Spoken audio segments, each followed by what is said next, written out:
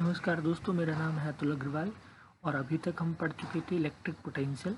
आज हम पढ़ेंगे इलेक्ट्रिक पोटेंशियल डिफरेंस। तो electric potential difference between any two points in the electric field is defined as the work done in moving a unit positive charge from one point to other against the electrostatic force in respect of the path followed।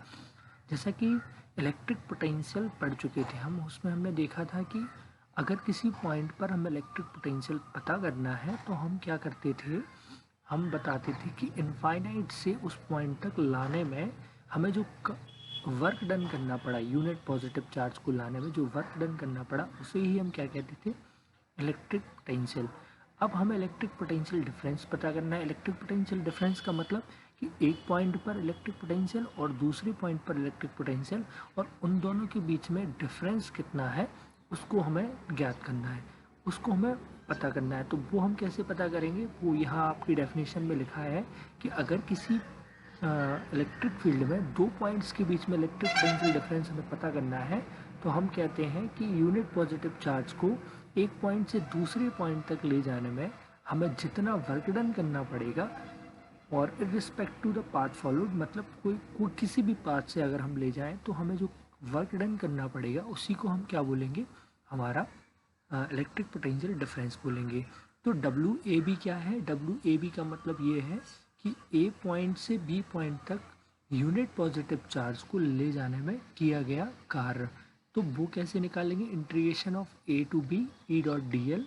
मैं आपको ये बता चुका था ई dot D L क्यों लिया, क्योंकि ई का मतलब फोर्स और डी एल का मतलब डिस्प्लेसमेंट। तो कार्य बराबर होता है फोर्स मल्टीप्लाइड बाय डिस्प्लेसमेंट, और छोटा सा ये छोटी सी डी एल जो है हमारी छोटा सा डिस्प्लेसमेंट है, और अगर हमें टोटल डिस्टेंस के लिए करना पड़ेगा तो हमें ए से बी तक उसको इंटीग्रेट करना पड़ेगा, जो भी हमने किया है।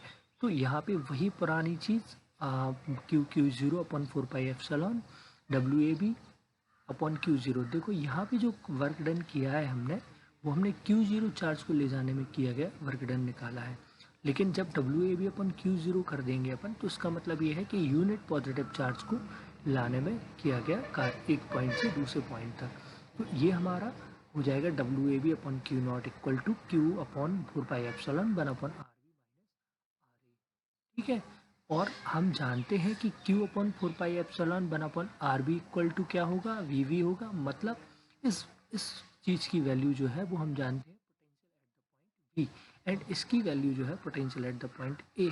तो इसको हम वी वी लिख सकते हैं, इसको वी ए लिख सकते हैं। तो V V minus V A, ये हो गया हमारा पोटेंशियल डिफरेंस, और यही हमें ज्ञात करना था। तो वो कितना होगा, W A B upon Q zero. तो इस तरह से हम दो पॉइंट्स के बीच में पोटेंशियल डिफरेंस निकाल सकते हैं। अगर किसी इलेक्ट्रिक फील्ड हमें कोई इलेक्ट्रिक फील्ड हमें अगर गिवन है और उसमें हमें पता करना है कि इन दोनों पॉइंट्स के बीच में इलेक्ट्रिक पोटेंशियल कितना है। अब इलेक्ट्रिक पोटेंशियल के बारे में कुछ और बातें। Electric potential and potential difference are scalar quantities.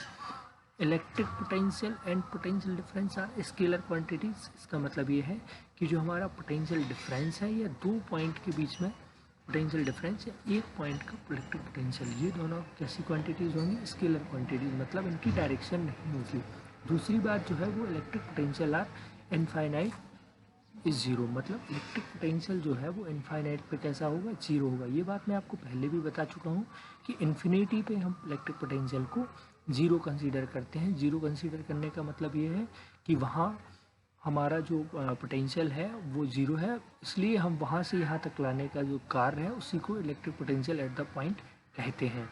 Electric potential near an isolated positive charge Q is cause greater than zero is positive, and that near an isolated negative charge Q is less than is negative. मतलब अगर हमें potential electric potential near isolated, हमारे कोई positive charge रखा हुआ तो electric potential हमारा positive होगा, और आइसोलेटेड नेगेटिव चार्ज रखा हुआ है तो उसके पास हमारा इलेक्ट्रिक पोटेंशियल नेगेटिव होगा।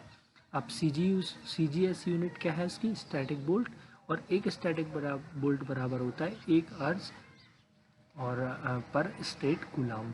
ठीक है, अगर हम बात करें electric potential due to a single point charge, तो सिंगल पॉइंट चार्ज के कारण जिस तरह से हमने इलेक्ट्रिक फील्ड निकाली थी कि क्यू ज़ीरो, ये हमारे पास कोई क्यू चार्ज है, उसके कारण इलेक्ट्रिक फील्ड क्या होगी, उसी तरह से हम ये निकाल सकते हैं कि क्यू चार्ज के कारण इलेक्ट्रिक पोटेंशियल क्या होगा, वो हम अपनी नेक्स्ट वीडियो में पढ़ेंगे। अभी के लिए इतना ही। आई होप कि आपको ये सारा समझ में आ गया होगा। Thank you so much. धन्यवाद।